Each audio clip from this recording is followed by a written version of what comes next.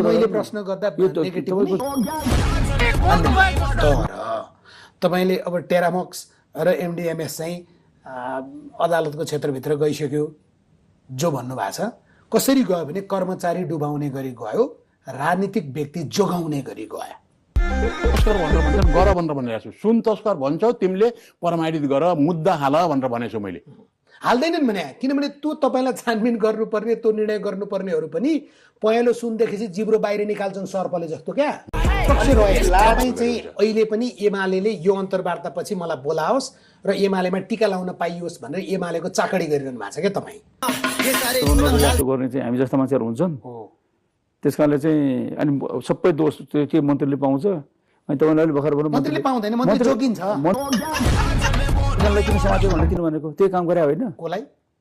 रवि लामिछानेलाई चाहिँ तपाईँको त्यो के अरे समाज अहिले के भनिरहेको छ केपी ओलीलाई जुलुस किन निकाल्छ नसमात्या सारा निकाल्छ केपी ओलीलाई चाहिँ किन नसमात्या भनेको कारण राजा हुने